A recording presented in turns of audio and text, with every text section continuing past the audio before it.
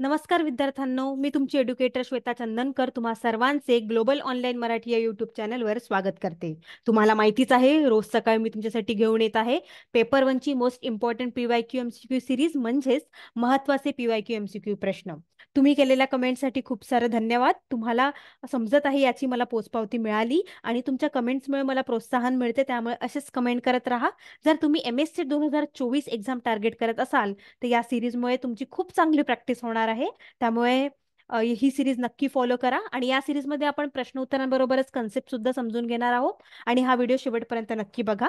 Paper 1 आणि paper 2 ची जर का तुम्हाला बॅच घ्यायची असेल तर खाली दिलेल्या नंबरवर तुम्ही संपर्क साधू शकता. आता प्रश्नांकडे वळूया. पहिला प्रश्न आहे, which one of the following is considered a sign of motivated teaching, म्हणजेच खालीलपैकी कोणते प्रेरित शिक्षणाचे लक्षण मानले जाते. पहिलं ऑप्शन आहे स्टुडंट आस्किंग क्वेश्चन, म्हणजे विद्यार्थ्यांचे प्रश्न विचारणे. Maximum attendance of a student, विद्यार्थ्यांची जास्तीत जास्त उपस्थिती. Pin drop silence in the classroom, म्हणजेच वर्गात शांतता, की विद्यार्थ्यांचे नोट्स घेणे. सांगा बघू.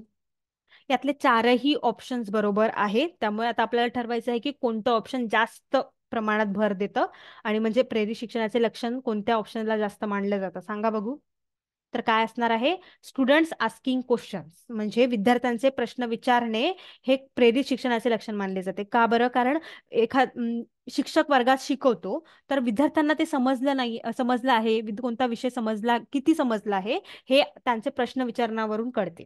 एखादा विषय विद्यार्थ्यांना किती समजला, त्यावरून जर का विद्यार्थी प्रश्न विचारत असतील तर एखादा शिक्षक अंदाज लावतो की विद्यार्थ्यांना काहीतरी समजलं आहे. त्यामुळे विद्यार्थ्यांचे प्रश्न विचारणे हे प्रेरित शिक्षणाचे लक्षण मानले जातं. ठीक आहे. त्यानंतर समोरचा प्रश्न आहे जुळवा. यात स्वयंप्रभा दिलेला आहे, ज्ञानवाणी दिलेला आहे, ज्ञान दर्शन दिलेलं आहे आणि यात एज्युकेशनल टेलिव्हिजन चॅनल आहे का ते विचारलं आहे, free DTH channel for education विचारलं आहे आणि FM एज्युकेशन रेडिओ नेटवर्क विचारलंय. सांगा बघू. याआधी आपण स्वयंप्रभा पाहिलं होतं, त्यामुळे मला खात्री आहे तुम्हाला लक्षात असणार आहे. तर ते free DTH channel for education आहे. आणि ज्ञानवाणी काय आहे? ज्ञानवाणी आकाशवाणी. ज्ञानवाणी हे कसं असतं, वाणी आहे ना, ते रेडिओशी रिलेटेड असतं. त्यामुळे वाणी वगैरे कधी आलं तर रेडिओच्या संदर्भात असेल असा अंदाज आपण बांधू शकतो. त्यामुळे काय असणार आहे, Gyanvani FM education radio network आहे. ठीक आहे. त्यानंतर ज्ञानदर्शन काय असणार आहे, मग एज्युकेशनल टेलिव्हिजन चॅनल, म्हणजे शैक्षणिक दूरचित्रवाहिनी असेल शिक्षणासाठी. तर आपलं उत्तर काय असणार आहे, पहिलं असणार आहे. तर त्यानंतर बघून घेऊया की स्वयंप्रभा कधी आली होती. स्वयंप्रभा आहे 2017 मध्ये आली होती आणि हे फ्री DTH चॅनल आहे. सध्या 40 आहे, अपडेटेड मध्ये 40 चॅनल आहे एज्युकेशनचे. त्याच्यात आपण व्हिडिओ पाहू शकतो कुठल्या पण सब्जेक्टचे ऑनलाईन. ठीक आहे. DTH म्हणजे काय, तर डायरेक्ट टू होम. आणि आधी याची सुरुवात 32 चॅनल पासून झाली होती, आता 40 पर्यंत पोहोचली आहे. त्यामुळे तुम्ही लक्षात ठेवू शकता. त्यानंतर ज्ञानवाणी जे आहे ते 2001 मध्ये आलं होतं आणि हे रेडिओ नेटवर्क आहे, FM आहे. आणि ज्ञानदर्शन जे आहे ते एज्युकेशनल टेलिव्हिजन चॅनल आहे. हे DD ज्ञानदर्शन आहे, DDनी काढलेलं आहे. हे दूरदर्शन केंद्र सरकारी मालकीचे आहे हे दूरदर्शन चॅनल. आणि हे इन्फो आणि ब्रॉडकास्टिंग आहे ना, त्यांनी सुरू केलेलं आहे. आणि हे ज्ञानदर्शन झालेलं आहे 2000 मध्ये. ठीक आहे. आणि आपलं उत्तर काय आहे, पहिलं आहे. त्यानंतर समोरचा प्रश्न आहे. तर ग्लोबल ऑनलाईन तुमच्यासाठी घेऊन आले आहे पेपर 1 आणि पेपर 2 ची बॅच, ज्यात असेल पूर्ण अभ्यासक्रमाचे व्हिडिओ प्लस लाईव्ह लेक्चर्स, पूर्ण अभ्यासक्रमाचे नोट्स जे PDF स्वरूपात असतील, 50 प्लस अधिक मॉक टेस्ट आणि पूर्ण अभ्यासक्रमाचे MCQ नोट्स इथे उपलब्ध असणार आहे. बॅच घेण्यासाठी तुम्ही दिलेल्या नंबरवर व्हॉट्सअप करू शकता किंवा ग्लोबल ऑनलाईन ॲप प्ले स्टोअरवरून डाउनलोड करू शकता. ठीक आहे. लवकरात लवकर बॅच घ्या आणि अभ्यासाला सुरुवात करा. तिसरा प्रश्न आहे, in which level of teaching lower level learning outcome get focus, म्हणजे अध्यापनाच्या कोणत्या स्तरावर खालच्या स्तरावरील शिक्षण परिणामावर लक्ष केंद्रित केले जाते. आता यासाठी आपल्याला लेवल ऑफ टीचिंग किती आहे माहिती पाहिजे. 3 लेवल ऑफ टीचिंग आपल्याला माहितीच आहे, मेमरी लेवल, अंडरस्टँडिंग लेवल आणि रिफ्लेक्टिव्ह लेवल. आणि ऑप्शन मध्ये काय आहे, ऑटोनॉमस डेव्हलपमेंट, असे 4 ऑप्शन असणार आहे. सांगा बघू. लोअर लेवल म्हणताय, लोअर लेवल स्मृती पातळी, तर आपलं उत्तर काय असणार आहे, मेमरी लेवल असणार आहे. लोअर लेवल काय कोणती आहे, तर मेमरी लेवल ही पहिली लेवल आहे. आणि लोअर लेवल यात विद्यार्थी खूप म्हणजे लहान असतो, विचार करण्याची क्षमता नसते, प्रश्न उत्तर देता येत नाही, खूप लहान असतो. आणि हायेस्ट लेवल जर का विचारलं लर्निंगचं तर रिफ्लेक्टिव्ह लेवल येईल. ठीक आहे. त्यामुळे तुम्ही हे लक्षात ठेवा. आणि मी तुम्हाला सांगितलं होतं मागच्या व्हिडिओमध्ये, जर का मी 17 प्रश्न घेतले तर 17 पैकी तुम्हाला किती उत्तरं तुमचे बरोबर आहेत ते तुम्ही कमेंट सेक्शन मध्ये नक्की कळवा. ठीक आहे. समोरचा प्रश्न आहे, याचं उत्तर असणार आहे मेमरी लेवल. लोअर लेवल जे आहे, खालची स्तर मेमरी असणार आहे. ठीक आहे. त्यानंतर which of the sets of activity based indicate the cyclic nature of action research strategy, म्हणजेच क्रियाकल्पाच्या संचापैकी कोणते संच कृती संशोधन धोरणाचे चक्रीय स्वरूप आहे. चक्रीय स्वरूप. ठीक आहे. तर काय आहे? रिफ्लेक्ट, प्रतिबिंब करा, निरीक्षण करा, योजना करा, कृती करा. Observe, and, reflect, plan. Plan, observe, reflect म्हणजे कृती करा, नंतर योजना, नंतर निरीक्षण, नंतर प्रतिबिंब. की आधी योजना, मग कृती, मग निरीक्षण, मग प्रतिबिंब. जर का मला आता मी असते हा प्रश्न सॉल्व्ह करत आणि मला नाही माहिती आहे काय आहे ऍक्शन रिसर्च किंवा काय, तर मी विचार केला असता की कोणती गोष्ट करायच्या आधी आपण काय करतो? योजना करतो. मला कुठे फिरायला जायचं असेल तर मी आधी ट्रिपची योजना करेन, प्लॅन करेन ट्रिप, की कसं जायचं, कुठे जायचं, कधी जायचं. त्यामुळे मी असते तर मी माझं लॉजिक लावले असते आणि प्लॅन प्लॅन मला नक्की माहिती असतं की प्लॅन हे आधी येतात. ठीक आहे. तर इथे पण प्लॅन नाही, इथे पण प्लॅन नाही, इथे पण प्लॅन नाही. त्यामुळे मी हा चौथा ऑप्शन नक्कीच टिक केला असता. तर तुम्ही असं लॉजिक लावू शकता जर का तुम्हाला क्वेश्चन्स कधी कधी नाही समजला तर. ठीक आहे. आणि यामध्ये मग काय आहे? योजना करावी लागते पहिले, त्यानंतर मग कृती करायची ना. जेव्हा प्लॅन करेन मी एखादी ट्रिप, त्यानंतर मग मी जाईन, त्यानंतर मग मी निरीक्षण करेन आणि त्यानंतर रिफ्लेक्ट करेन.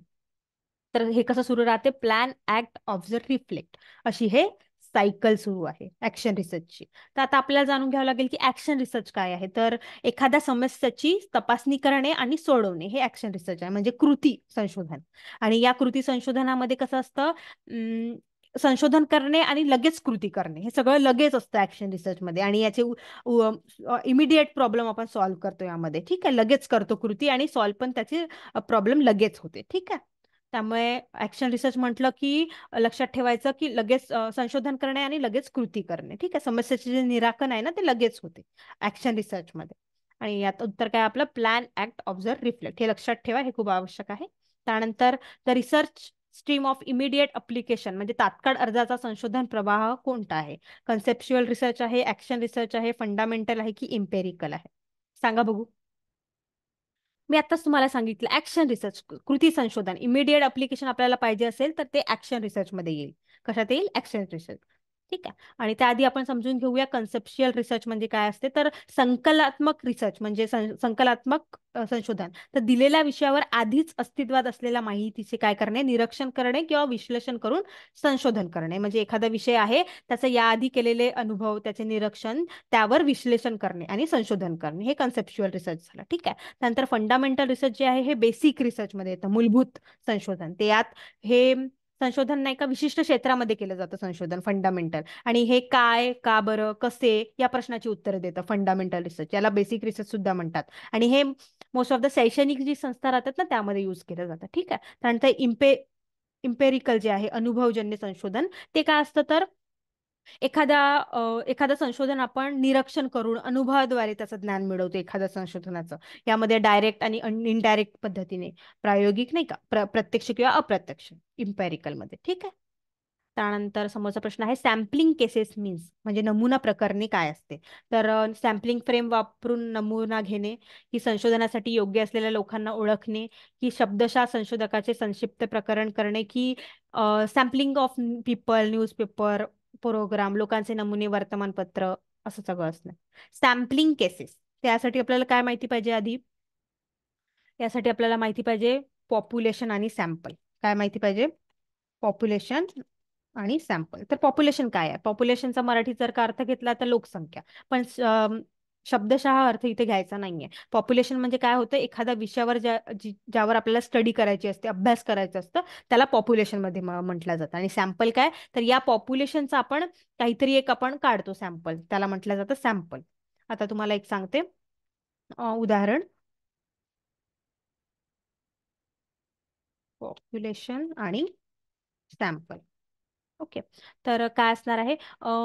मी किराणा दुकानात गेले आणि तिथे मी तांदळाचं पोतं पाहिलं आणि तिथे ठेवलं होतं सॅम्पल. इथे म्हणजे एक सॅम्पल होतं, 10-12 तांदळाचे दाणे होते आणि इथे सॅम्पल ठेवलं होतं. म्हणजे या तांदळाच्या पोताचं हे काय आहे? सॅम्पल आहे. तर या सॅम्पलवरून मी ठरवेल की या तांदळाच्या पोत्यात हे तांदूळ आहे आणि मला ते घ्यायचं आहे की नाही. त्यामुळे पॉप्युलेशन जे झालं ना, ते तांदळाचं पोतं हे पॉप्युलेशन झालं. यावर मला काय करायची? स्टडी करायची आहे. आणि हे जे सॅम्पल आहे हे या पॉप्युलेशन मधून काढलं आहे, म्हणजे या तांदळाच्या पोत्यातून सॅम्पल काढले आहे, 10-15 दाणे की हे सॅम्पल बघा आणि तुम्ही या ठरवा की या तांदळाच्या पोत्यातला तुम्हाला तांदूळ घ्यायचा आहे की नाही. ठीक आहे, त्यामुळे हा उत्तम उदाहरण आहे तुम्हाला पॉप्युलेशन आणि सॅम्पल समजण्यासाठी.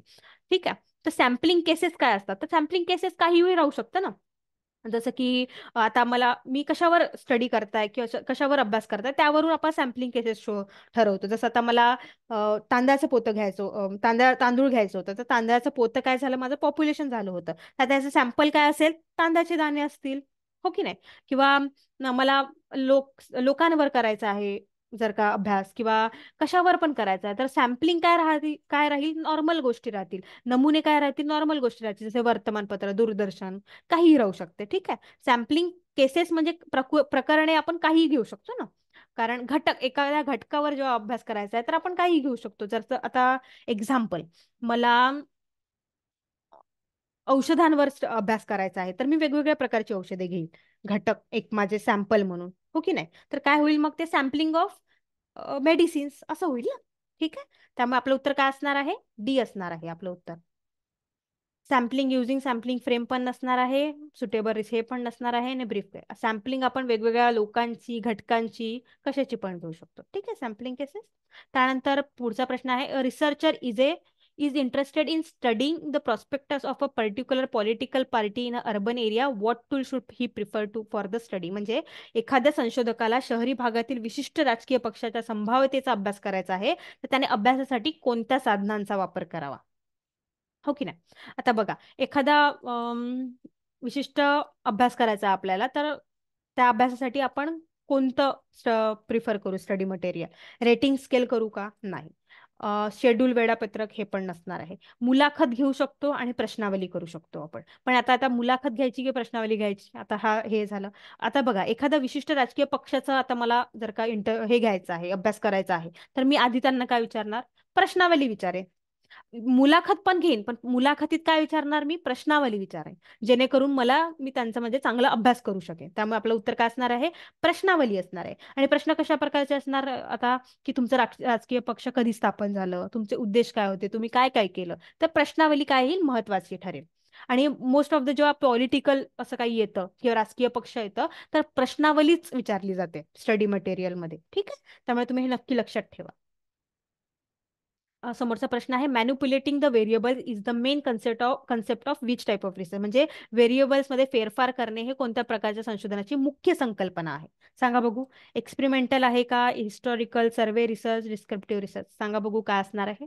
मॅन्युप्युलेटिंग द व्हेरिएबल, मी तुम्हाला सांगितलं होतं एक्सपेरिमेंटल रिसर्च मध्ये मॅन्युप्युलेट केले जाते व्हेरिएबल्सला. इथे दोन व्हेरिएबल्स असतात, सांगितलं होतं याआधी पण, इंडिपेंडेंट व्हेरिएबल आणि एक डिपेंडेंट व्हेरिएबल. ठीक आहे, आता एक्सपेरिमेंटल रिसर्च मध्ये दोन व्हेरिएबल असतात, मी याच्या आधी सांगितलं होतं. आणि याचं उत्तर मॅन्युप्युलेटिंग द व्हेरिएबल, कसं मॅन्युप्युलेट केलं जातं. तर मी ते सांगितलं होतं, जर का आपल्याला कोरोनाची औषध काढायची आहे, कशाची काढायची आहे, कोरोनाची नवीन औषध काढायची आहे. ठीक आहे, तर आता माझ्याकडे आहे पॅरासिटामॉल, तर त्याचं जर आता जर का कंटेंट 5% असेल, तर मला आता कोरोनाची औषध काढायची आहे, तर मी या कंटेंटमध्ये वाढ करीन, 25% करीन, 30% करीन, कधीपर्यंत करत राहीन, वाढवत राहीन, जोपर्यंत माझा कोरोना जाणार नाही तोपर्यंत. म्हणजे आता मी काय करताय, तर हे जे एक व्हेरिएबल झालं, पॅरासिटामॉल एक व्हेरिएबल झालं, आणि त्यावेळेला मी मॅन्युप्युलेट करताय, कमी जास्त करताय. ठीक आहे, कशासाठी, तर मला नवीन औषधी मिळाली पाहिजे कोरोनाची म्हणून. म्हणजे काय, रिझल्ट मिळवण्यासाठी जेव्हा आपण व्हेरिएबल्सला मॅन्युप्युलेट करतो, तेव्हा एक्सपेरिमेंटल रिसर्च होतं. आणि कोणत्या व्हेरिएबलला मॅन्युप्युलेट करतो आपण, इंडिपेंडंट व्हेरिएबलला. इथे दोन व्हेरिएबल असतात, इंडिपेंडंट आणि डिपेंडंट. म्हणजे इंडिपेंडंट व्हेरिएबलला आपण काय करतो, मॅन्युप्युलेट करतो. तर एक्सपेरिमेंटल रिसर्च आलं तर मॅन्युप्युलेशन ऑफ व्हेरिएबल, आणि दोन व्हेरिएबल असतात, इंडिपेंडंट आणि डिपेंडंट, हे तुम्ही लक्षात ठेवा. ठीक आहे, त्यानंतर बघूया हिस्टॉरिकल रिसर्च म्हणजे काय असतं, ऐतिहासिक संशोधन. तर भूतकाळातील घटना, लोक, समाज याचा अभ्यास करणे हे हिस्टॉरिकल रिसर्चमध्ये येतात. तर उपलब्ध पुराव्याच्या आधारे आपण हे रिसर्च करतो, आणि प्रायमरी, सेकंडरी सोर्स यामध्ये यूज केले जातात. ठीक आहे, त्यानंतर डिस्क्रिप्टिव्ह रिसर्चमध्ये काय असतं, तर हे वर्णनात्मक संशोधन आहे. तर लोकसंख्येच्या वैशिष्ट्यांचे वर्णन करण्यासाठी किंवा अभ्यास केले जातं, घटनांचं वर्णन केलं जातं, ते डिस्क्रिप्टिव्ह मध्ये येतं. जेव्हा आपण एखाद्या विषयाचा अभ्यास करतो, तेव्हा त्याचे निरीक्षण करतो, अनुभव लिहितो, नोंदी करतो, ते काय डिस्क्रिप्टिव्ह रिसर्च मध्ये येतं. ठीक आहे, त्यानंतर समोरचा प्रश्न आहे, सीबीसीएस काय आहे. तर सीबीसीएस काय आहे, चॉईस बेस्ड क्रेडिट सिस्टम आहे का, निवड आधारित क्रेडिट प्रणाली, क्रेडिट आधारित निवड स्कोअर, की credit criteria based choice system की criteria based credit table score काय आहे सीबीसीएस? तर सीबीसीएस हे चॉईस बेस्ड क्रेडिट सिस्टम आहे, म्हणजे निवड आधारित क्रेडिट प्रणाली. यामध्ये काय असतं, तर विद्यार्थ्यांना जो अभ्यासक्रम घ्यायचा असतो, ऐच्छिक कोर्स घ्यायचा असतं, ते निवडण्यासाठी पर्याय उपलब्ध करून देतं सीबीसीएस पॅटर्न. ठीक आहे. त्यामुळे जर का ग्रेडिंग सिस्टम आहे हे सीबीसीएस पॅटर्न, आणि आपल्याला जो विषय घ्यायचा आहे किंवा अभ्यासक्रम निवडायचा आहे तर हे निवडण्याचं स्वतंत्रता देतं सीबीएस पॅटर्न. ठीक आहे. त्यानंतर the number of millennium development goals, म्हणजे मिलेनियम डेव्हलपमेंट गोल्सची संख्या काय आहे, शाश्वत विकास उद्दिष्टे किती आहेत आणि किती आहेत विचारले आहे. सांगा बघू, तुम्हाला माहिती आहे का? हा प्रश्न 9व्या युनिट मधला आहे आणि यावर भरपूर प्रश्न विचारले गेलेले आहे. त्यामुळे हे कधीच सोडू नका. एसडीजी आणि एमडीजी यावर नेहमी प्रश्न विचारले जातात. ठीक आहे. त्यामुळे किती संख्या आहे एमडीजीची? तर 8 असणार आहे. एमडीएस चे गोल काय होते? 8 होते. कोणकोणते? आणि याचे काय किती टार्गेट होते? 18 टार्गेट होते. एमडीजी हे 2000 मध्ये सुरू झालं आणि पूर्ण कधी झालं? हे 2015 मध्ये झालं. आणि हे एवढं तुम्ही लक्षात ठेवू शकता. त्यामध्ये 8 गोल होते, जे होतं हंगर म्हणजे भूक दूर करणे. त्यामधलं दुसरं होतं एज्युकेशन, म्हणजे शिक्षण, प्राथमिक शिक्षण देणे. त्यानंतर होतं जेंडरमध्ये स्त्री पुरुष समानता आलं. त्यानंतर चिल्ड्रन मध्ये काय, तर बालमृत्यू दर कमी करायचं होतं. त्यानंतर मदरमध्ये काय, तर मदर्समध्ये माता आरोग्य सुधार करायचं होतं. त्यानंतर एन्व्हायरमेंटमध्ये स्थिरता आणायची होती. त्यानंतर पार्टनरशिपमध्ये जागतिक भागीदारी करायची होती. तर हे जे आहे ना 8, हे खूप महत्वाचे आहे आणि हे काय आहे? एमडीजी आहेत. यावरून तुम्ही लक्षात ठेवू शकता. Hunger, education, gender, children, mothers, environment, partnership, यावरून मी लक्षात ठेवलं होतं, त्यामुळे तुम्ही पण लक्षात ठेवू शकता. ठीक आहे. आपलं उत्तर काय आहे? 8 आहे. त्यानंतर everyone believes that there is a soul, therefore you should also believe it. आणि हे काय, कोणती फॅलसी आहे? म्हणजे प्रत्येक जण आत्मा आहे असे मानतो आणि तुम्ही पण त्यावर विश्वास ठेवावा, हा निष्कर्ष कोणत्या प्रकारचा गैरसमज आहे? तर हे ऍड होमिनम आहे का, ऍड पॉप्युलम, फॅलेसी ऑफ डिव्हिजन की स्लिपरी सोप, काय आहे? त्याआधी आपण जाणून घेऊया की हे कोणती फॅलसी आहे, काय कशाचं आहे हे गैरसमज वगैरे. तर ऍड होमिनम जे आहे ना, हे काय करतं, तर हे पर्सनल अटॅक करतं. कधी आपण लक्षात ठेवायचं, ऍड होमिनम जर का आलं ना, तर पर्सनल अटॅक केली जाते यामध्ये. तर काय पर्सनल अटॅक, जसं की आता मी म्हंटल, you can not come first because you are ugly, म्हणजे तू परीक्षेत पहिली नाही येऊ शकत कारण तू सुंदर नाहीये. तर हे काय झालं? पर्सनल अटॅक झालं. तर ऍड होमिनम जी फॅलसी आहे ना, ती पर्सनल अटॅक करते. म्हणजे असं सेंटेन्स तुमच्या समोर असेल की त्यात पर्सनल अटॅक केलं असेल आणि तुम्हाला प्रश्न असा असेल की ओळखा यातलं हे कोणती फॅलसी आहे. जसं आता इथं दिलाय की everyone believes that there is a soul. आता इथे दिलाय हे कोणती फॅलसी विचारली, अशाच प्रकारे तुम्हाला ऍड होमिनमचं पण विचारू शकते. आता ऍड पॉप्युलम म्हणजे काय, तर ऍड पॉप्युलम मध्ये काय, तर ऍड पॉप्युलम साठी तुम्ही लक्षात ठेवा पॉप्युलॅरिटी. काय लक्षात ठेवा? पॉप्युलॅरिटी मध्ये जर का काय पॉप्युलॅरिटी मध्ये सगळे करतात म्हणून आपण पण करा, हे पॉप्युलम मध्ये येतं. ठीक आहे. आणि फॅलेसी ऑफ डिव्हिजन मध्ये काय येतं, तर मोठ्यांकडून लहानाकडे. लक्षात ठेवा, जसं की फॅमिली फॅमिली नॉन व्हेजिटेरियन आहे, तर माझी फ्रेंड पण नॉन व्हेजिटेरियन असणार आहे. ठीक आहे, मोठ्यांकडून लहानाकडे. आणि स्लिपरी सोप काय आहे, तर स्लिपरी सोप म्हणजे जर तर if you don't do your homework you will fail the class. म्हणजे जर का तू अभ्यास नाही केला तर तू परीक्षेत फेल होशील. जर तर जे आहे ना, ते स्लिपरी सोप मध्ये येतं. ठीक आहे. त्यामुळे आता आता सांगा बघू, आता तुम्हाला समजलं ना, ऍड होमिनम म्हणजे पर्सनल अटॅक आहे, आणि ऍड पॉप्युलम म्हणजे पॉप्युलॅरिटी, फॅलेसी ऑफ डिव्हिजन म्हणजे फॅमिली, मोठ्यांकडून लहानाकडे, स्लिपरी सोप म्हणजे तर काय उत्तर असणार आहे आपलं? आपलं उत्तर असणार आहे ऍड पॉप्युलर. सगळेजण बिलीव्ह करताय म्हणून तू पण बिलीव्ह कर. पॉप्युलॅरिटी, सगळे करताय म्हणून तुम्ही पण करा. हा गैरसमज कोणता आहे? ऍड पॉप्युलम आहे. ठीक आहे. आणि हा प्रश्न खूप महत्वाचा आहे. हा टॉपिक नेहमीच फॅलेसीवर प्रश्न विचारले जातात. सेट मध्ये हा त्यांचा महत्वाचा आणि टॉपिक आहे. त्यांना आवडीचा टॉपिक आहे, त्यामुळे यावर प्रश्न विचारलेच जातात. त्यामुळे तुम्ही नक्की करा हा टॉपिक. ठीक आहे. हा 6व्या युनिट मधला आहे. त्यानंतर the ancient Indian university famous for specialise study in Hinayana, म्हणजे प्राचीन भारतीय विद्यापीठ हिनायनच्या विशेष अभ्यासासाठी अभ्यासासाठी प्रसिद्ध होते. कोणती युनिव्हर्सिटी प्रसिद्ध होती? सांगा बघू. नालंदा, वल्लभी, विक्रमशिला, हिनायनासाठी. तर हिनायनासाठी कोणती होती? वल्लभी होती हिनायनासाठी. आणि वल्लभी युनिव्हर्सिटी जी आहे ना ती गुजरातमध्ये आहे सध्या.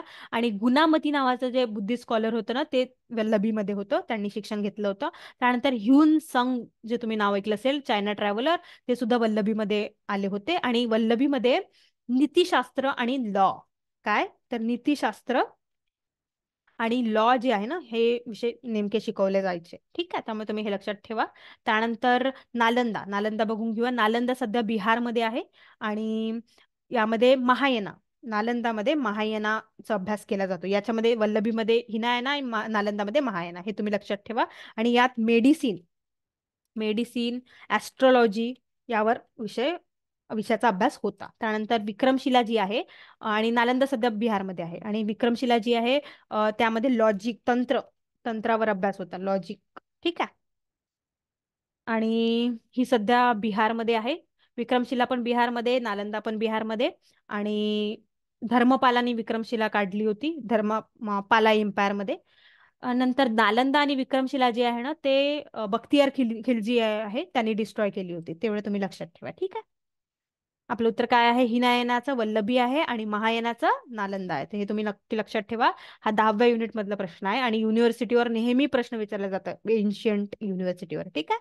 त्यानंतर which of the following is an initial mandatory requirement for pursuing research, म्हणजे खालीलपैकी कोणते संशोधन सुरू ठेवण्यासाठी प्रारंभिक अनिवार्य आवश्यकता आहे? काय तर संशोधन रचना विकसित करणे, संशोधन प्रश्न तयार करणे, की डेटा विश्लेषण करणे? काय असणार आहे सांगा बघू. तर फॉर्म्युलेटिंग अ रिसर्च क्वेश्चन, आपल्याला संशोधन प्रश्न तयार करावा लागणार आहे. कारण कोणत्या विषयावर संशोधन करायचं आहे त्याचं पहिले संशोधन प्रश्नच तयार करावं लागतं. तुमच्या संशोधनाची दिशा आहे ना ते उद्देश ठरवतं संशोधन प्रश्न तयार करून. तुमची संशोधनाची फ्रेमवर्क स्थापित होते आणि संशोधन काय उद्देश आहे संशोधनाचं ते दिशा ठरवली जातं. त्यामुळे फॉर्म्युलेटिंग अ रिसर्च क्वेश्चन हे खूप महत्वाचं आहे. ठीक आहे. त्यानंतर which of the following sampling method is non probability sampling. आता नॉन प्रोबॅबिलिटी सॅम्पलिंग विचारलं आहे. तर ऑप्शन्स आहे सिम्पल रॅन्डम सॅम्पलिंग, साधे यादृशिक नमुना, स्ट्रॅटिफाईड सॅम्पलिंग, कोटा सॅम्पलिंग की क्लस्टर सॅम्पलिंग. गैरसंभाव्यता, तर आधी आपण बघून घेऊया गैरसंभाव्यता काय आहे. संभाव्यता काय आहे तर प्रत्येक व्यक्तीला समान संधी मिळते संभाव्यतावर. आणि गैरमध्ये काय मिळते तर गैरमध्ये प्रत्येक व्यक्तीला समान संधी मिळत नाही. गैर सोयीनुसार नमुने घेतले जाते, गैरव्यवहार होतात, असंच रॅन्डमली घेतलं जातं. त्यामुळे गैरमध्ये सोयीनुसार नमुने घेणे, एवढं तुम्ही लक्षात ठेवा.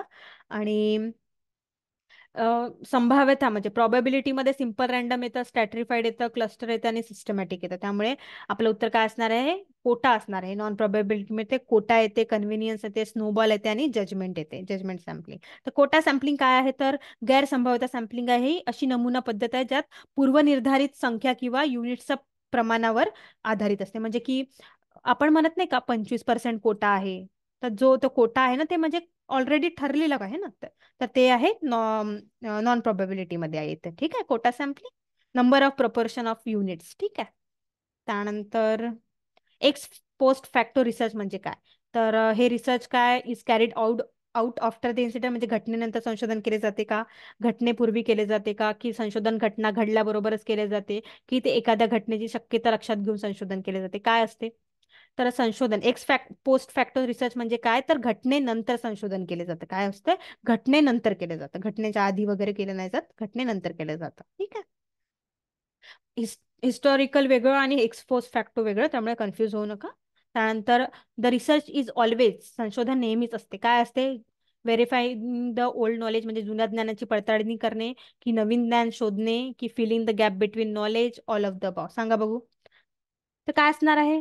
रिसर्च सगळंच. व्हेरीफाईंग द ओल्ड नॉलेज, जुन्या ज्ञानाची पडताळणी पण होते कारण आपण आधी केलेले रिसर्च वाचतो, त्यानंतर नवीन रिसर्च करतो, नवीन रिसर्च मध्ये भर करतो, त्यानंतर जुना आणि नवीन मध्ये जे अंतर पडलंय ते भरून काढतो रिसर्च मध्ये. त्यामुळे आपलं उत्तर काय असणार आहे? ऑल ऑफ द अबाव असणार आहे. ठीक आहे.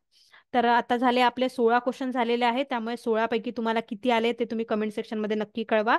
याआधी जे व्हिडिओ झाले आहेत त्यामध्ये पण तुम्ही कळवू शकता, कमेंट्स मी वाचते आहे, तुम्हाला मी नक्की लाईक करेल. आणि जर का तुम्हाला बॅच घ्यायची असेल तर खाली दिलेला नंबर व्हॉट्सअप करू शकता किंवा ग्लोबल ऑनलाईन ॲप प्ले स्टोरवरून डाउनलोड करू शकता. मला खात्री आहे तुम्हाला पूर्ण प्रश्न समजले असतील. असेच प्रश्न घेऊन मी व्हिडिओ घेऊन येणार आहे. या आधीचे व्हिडिओ तुम्ही बघू शकता आणि प्रॅक्टिस करू शकता. Thank you so much.